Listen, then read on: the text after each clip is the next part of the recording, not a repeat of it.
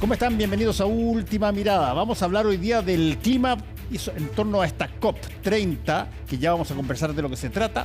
Y vamos a conversar con Cecilia Ibarra. Ella es investigadora del centro. Es bien interesante tu cargo, porque es el centro que conjuga la ciencia y la resiliencia en torno al clima. Así que, ¿por qué no nos cuentas un poquitito primero que nada, qué tiene que ver la resiliencia, por ejemplo, con el clima? Bueno, la resiliencia es la capacidad que tiene un sistema de, ante un impacto, mantener su integridad como tal. Entonces, ese es un aspecto muy importante de la adaptación que podamos tener al cambio climático, porque el cambio climático ya está sucediendo, hay cambios que ya son irreversibles y la otra parte que hay que investigar, además de por qué se produce el cambio climático, cómo podemos contenerlo, es cómo logramos resiliencia, los ecosistemas, nosotros como sociedades, nosotros en esos ecosistemas, y podemos mantener nuestra vida con condiciones nuevas. Para ponerlo en fácil para la gente, resiliencia es la capacidad que tú tienes de enfrentar un fenómeno y manteniendo tu integridad, sin colapsar. Integridad y por lo tanto prevaleciendo en esa lógica. Exacto. Ahora, se viene esta COP30, cuando partieron las copas hace ya muchísimo tiempo.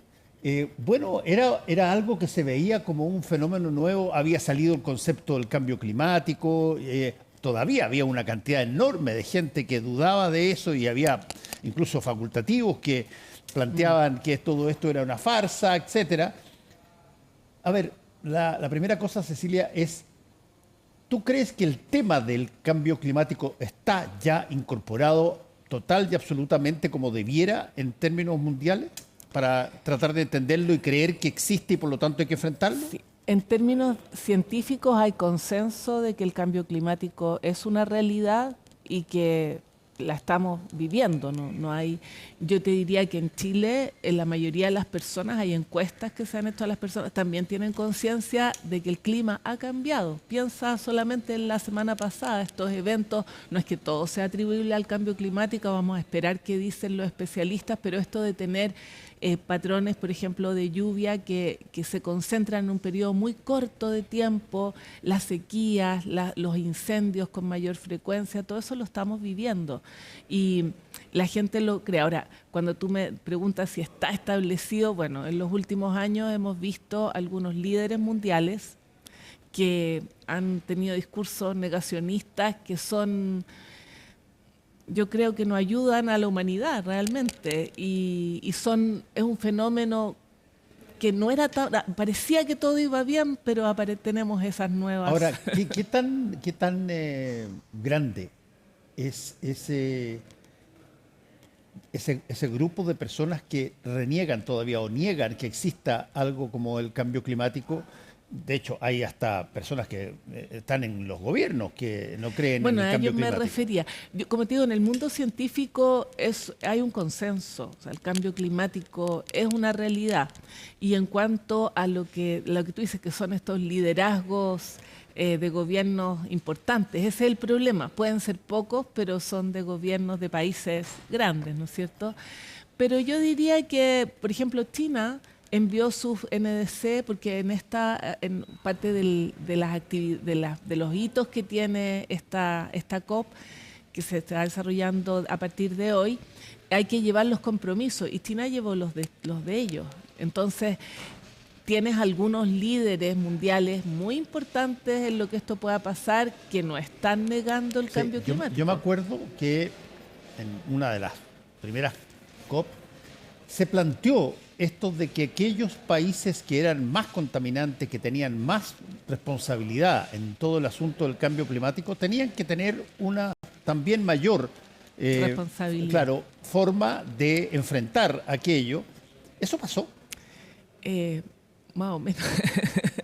Bueno, esa ha sido una discusión muy importante, tal como tú dices, porque el cambio climático en gran medida se ha acelerado por las emisiones de los países industrializados que queman más fósiles al final. Si tú quemas cosas que tienen carbono, eso emite carbono a la atmósfera y ahí eso aumenta la radiación y por lo tanto la temperatura. Esos países tienen NDC, los compromisos que hacen son más grandes, pero en estos momentos el problema que hay es que los compromisos no son suficientes. No son suficientes. Ahora, a ver, aquí hay un punto súper importante, porque ¿para qué está, llamémoslo así, auditorio gigantesco que son Naciones Unidas, si es que no es para generar consensos mundiales planetarios, que era la idea original de Naciones Unidas? Y de hecho se hicieron montones de acuerdos que han sido muy fructíferos en todo eso, pero ¿es un problema de la institucionalidad, Cecilia, o es un problema de que el ser humano ha cambiado, mirando que como gobernantes, lo que es, ha cambiado su manera de percibir la situación? Ya no en torno a la cooperación, más bien en torno a cuota o competencia. Yo creo que esto ha pasado por etapas. A veces ha estado más alto en la agenda que otras. El Acuerdo de París fue algo muy importante. Y sí han habido avances a lo largo de estos años, pero las negociaciones son así, son procesos de acuerdo, lentos. El multilateralismo tiene sus tiempos. Yo soy una persona que cree que el multilateralismo es la vía, que es la única vía que tenemos porque este es un problema global. No sé si es la única, pero es la que yo creo que sería la más efectiva. Es un problema global que necesita soluciones globales. Es cierto que en estos momentos, en el último año, con las guerras que hemos tenido en estos tiempos, ha estado un poquito más débil que lo que pudo estar, por ejemplo, como decía, en la época del Acuerdo de París y esa efervescencia. Y también porque se hacen compromisos con gran entusiasmo. Y hace poco se ha estado viendo, bueno, qué resultados tienen. Y los resultados son magros. Entonces, la petición para esta COP tenemos que, en la misma línea, con las mismas, esta idea de un acuerdo multilateral, lograr mayores compromisos más, que tengan un efecto más profundo en la disminución de emisiones para que no siga calentándose el planeta. A ver, dime una cosa, Cecilia. En todo orden de cosas, cuando hay muchos integrantes, muchos participantes, hay algunos que están en una situación mucho más compleja que otros. Así es. Y puede ser que incluso los que estén en situaciones complejas sean algunos de los más ricos, pero están en situación compleja. ¿Cómo es esa situación en el mundo? ¿Qué países están en una situación que puede ser alarmante y otros que de alguna manera están más distanciados del problema? Bueno, depende qué es lo que tú entiendas por situación compleja. Chile está en una situación bien compleja porque es un país muy vulnerable. O sea, nosotros no somos de los países que más emite, de hecho emitimos poco, pero somos un país que ya está sufriendo y va a sufrir, si se sigue calentando el planeta, los principales efectos: sequías, inundaciones. Hay países que van a desaparecer, que son islas y va subiendo el nivel del mar y no van a poder seguir existiendo. O sea, así de grave. Y en el caso de Chile es muy grave porque es un país altamente vulnerable. Entonces Chile se la ha jugado por el multilateralismo, principalmente haciendo su parte, que es pequeña en el sentido de cuánto puede eso influir en la atmósfera, pero sí en liderar, negociar, exigir, porque los demás se pongan las pilas, porque son los grandes los que tienen que contener. O sea, como tú lo miras, también hay otros que les afecta. Cuando dices, ¿cuál es su situación? Bueno, los países que viven del petróleo, claro, tienen intereses ahí que son complejos porque tienen que transformar sus economías, por ejemplo. Y hay otros países que en esto de que tienen mucha responsabilidad histórica se les está exigiendo que pongan financiamiento para hacer los cambios y también lo están resistiendo. O sea, cada uno tiene sus intereses, obviamente. Y funciona de alguna manera la lógica como, oye, a ver, si ponemos todos yo pongo, pero claro, si es que algunos van a dejar de poner y dejar de colaborar, ¿por qué tengo que colaborar? Bueno, eso es parte de cómo son las negociaciones y por eso Chile, siendo un país pequeño, esa ha sido su política, yo puedo exigir porque yo hago mi parte. O sea, Chile tiene una ley que pone como meta la carbono neutralidad, que es parte del Acuerdo de París y además la resiliencia, por supuesto. Entonces, puede exigir, puede ser parte de las negociaciones con eso, y eso pasa, pero a la vez hay conciencia en muchos de los gobiernos. Si tú piensas, o sea, cuando decía, hay algunos que tenemos este problema del negacionismo, pero mayoritariamente no es esa la situación. O sea, son no sé cuántos países, casi 200, 169, no sé, países los de la COP, son excepciones aquellos que niegan el cambio climático. Entonces, ¿qué es lo que pasa? Sí, hay esa relación en la negociación, si tú no pones, yo no pongo, pero también el problema es que estamos todos en este único planeta. Entonces, hay que llegar a acuerdo. Oye, esta va a ser la COP, como yo dije al principio, número 30. Sí. Es decir, tenemos una experiencia de 29 anteriores. Sí. ¿Se ha producido algún grado de progreso, algún grado de lógica colaborativa distinta desde cuando empiezan a aparecer problemas y gente que no se mete y países que no entran? Bueno, si es que llevamos ya 29 hechas, uno supondría de que puede valorar y evaluar la COP, si es efectiva o no es efectiva. Sí, yo creo que han habido avances. Lo que pasa es que también en paralelo a esas COP se ha ido desarrollando la ciencia. Primero entender qué es lo que está pasando. Y si tú no entiendes lo que está pasando, no sabes qué puede ser lo más efectivo. Tomó un tiempo en paralelo a las primeras COP llegar a un conocimiento que fuera consensual, en el que pudiera haber también un entendimiento a nivel de todos los países de que lo que había que hacer, una de las cosas que había que hacer, era disminuir la emisión de gases de efecto invernadero. Sí. Y eso se fue desarrollando en paralelo. En parte al principio las COP también tenían que ver con ir entendiendo los informes del panel intergubernamental de cambio climático, que es el estamento científico que apoya, asesora a las COP. Entonces eso tomó su tiempo, al menos ya eso se llegó. O sea, yo sigo pensando que aunque haya algunos discursos políticos erráticos, diría yo, hay un consenso. Entonces eso ya permitió de a poco llegar al tema, bueno, entonces tenemos que todos comprometernos a disminuir las emisiones. Eso se logró en París, en el Acuerdo de París. Y eso los países han ido tomando medidas. Lo que pasa es que es más lento de lo que necesitamos. No es que no se avance, es que necesitamos que ese avance sea más lento porque los años que quedan para que esas acciones tengan un efecto físico, un efecto real en la atmósfera, son poquitos. Ahora, la pregunta obvia del momento. A ver, en los programas presidenciales de los candidatos y candidatas que quieren gobernar el país, ¿aparece la situación del cambio climático y de lo que Chile tiene que hacer? Aparece muy poco, menos de lo que ha aparecido incluso en programas anteriores, pero la situación institucional de Chile es diferente hoy también. O sea, aparece poco, hay otros temas que han dominado la agenda, pero Chile tiene una ley de cambio climático y tiene un compromiso ante las Naciones Unidas, que son sus contribuciones nacionalmente determinadas, que se llama, en que tiene metas reales y concretas que debe cumplir y una planificación para lograrlo. O sea, yo creo que también hay un nivel de institucionalización de la política climática que igual ya tiene su inercia. Ahora pienso también, y esto te lo planteo como yo lo veo, el cambio climático es un tema de seguridad nacional. O sea, es un tema de seguridad de todas maneras. Imagínate lo que significa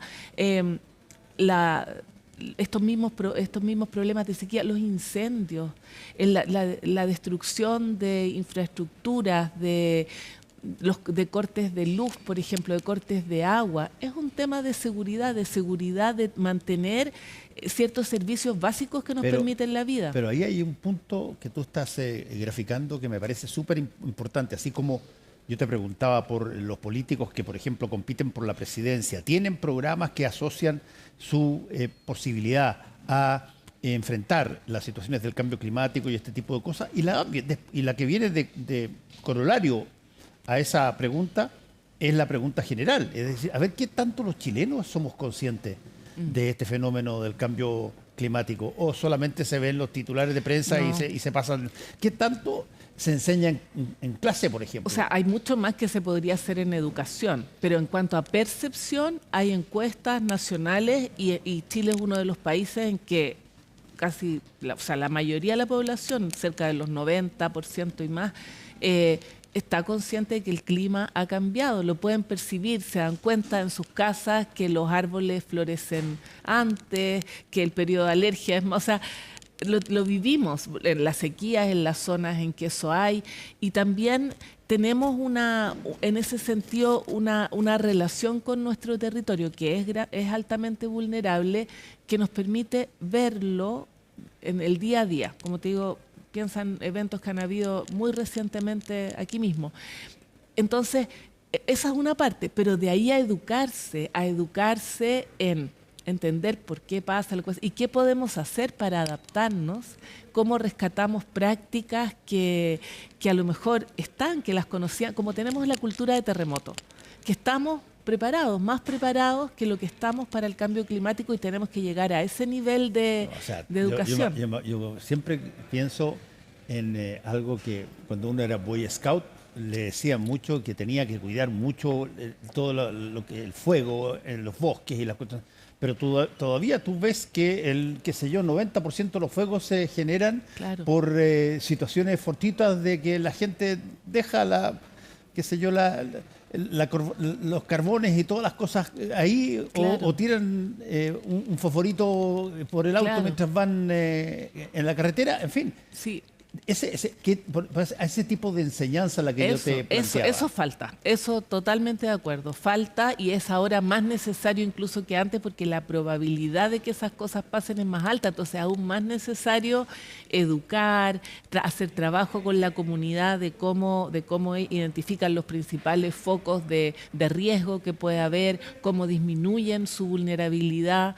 Y ahí hay mucho pendiente, lo cual significa recursos, significa esfuerzo, pero también significa que esté en la agenda lo más alto posible, porque es un tema de seguridad, de continuidad de la vida en el fondo. Ahora, convengamos una cosa, Cecilia. Cuando entró el concepto del cambio climático, se instaló de inmediato una contravisión que consideraba que todo esto era una exageración, que todo esto no existía, que era una situación, un poco lo que pasa con algunas personas que sé yo, creen que las vacunas no son capaces de enfrentar problemas infantiles, en fin. Pero ahí se generó una situación que pasa mucho, que tú tienes el problema, que existe. Hay gente que lo ve como de una manera un poquitito menos riesgosa y otra gente que lo ve como riesgosa. ¿Cómo ha avanzado esa No, forma? yo creo que ahí es donde sí hay avance. O sea, lo que tú me preguntabas de si hay avance o no hay avance, y en particular en Chile. O sea, yo creo que sí el tema del consenso, eso tú lo puedes rastrear incluso en los discursos, primero en los informes de este comité asesor, después en los discursos de que hay un consenso de que es un problema real, que debemos hacer algo al respecto, que tenemos acuerdos para hacer algo al respecto. El problema es que eso que estamos haciendo no es suficiente todavía. O sea, yo creo que ese es justo el espacio donde creo que es una oportunidad también, porque si tenemos esa conciencia y ese acuerdo, esa es una base para educar, para ponernos de acuerdo. ¿Hay un presupuesto ad hoc para el cambio climático? No, no mucho. Y eso es parte del problema, del compromiso que te digo que falta, que es, ok, estamos de acuerdo, pero para hacer algo, y eso pasa a nivel global, que hay parte de las discusiones de la COP de ahora, tiene que ver con el financiamiento para la acción climática, sobre todo financiamiento que debe aportar los países más ricos a los países más pobres. Y a las regiones que tienen mayor vulnerabilidad, como la nuestra, por supuesto África. Entonces ahí es donde está, es uno de los problemas. Ahora hay que ponerse. Entonces, y en el país nosotros tenemos una ley que no tiene financiamiento. Entonces los financiamientos para la acción están saliendo del financiamiento normal de cada ministerio, de cada región y de cada comuna, porque esto tiene todos esos niveles. O sea, tienen que adaptar ahí lo que iban a hacer y ahí financiar. ahí hay un punto que lo he tocado algunas veces acá, que es bien importante, creo yo, que es los tiempos. nosotros en Chile tenemos gobiernos de 4 años sin reelección inmediata. A diferencia, por ejemplo, Estados Unidos, que tiene 4 años también, pero puede reelegirse por otros 4 años. ¿Cuál es la diferencia entre uno y otro? Bueno, es una diferencia súper sencilla y que es, para todo lo que estamos hablando, súper penca. Sí. ¿Cuál? Que un gobierno de 4 años tiene la intención de que ojalá un grueso de las cosas que va a hacer se vean concretadas durante su gobierno. Sí. Y que no corte la cinta el gobierno siguiente, que puede ser opositor.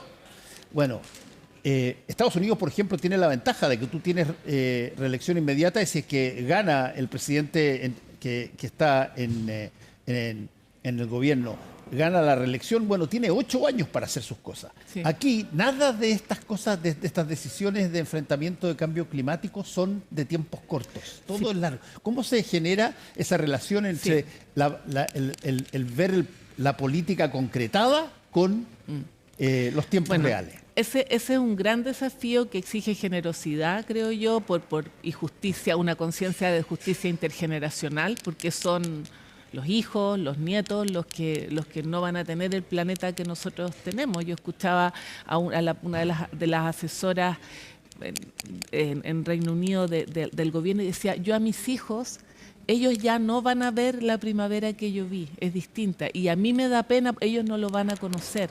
Y por lo menos que tengan un planeta en el que puedan desarrollarse y ser felices.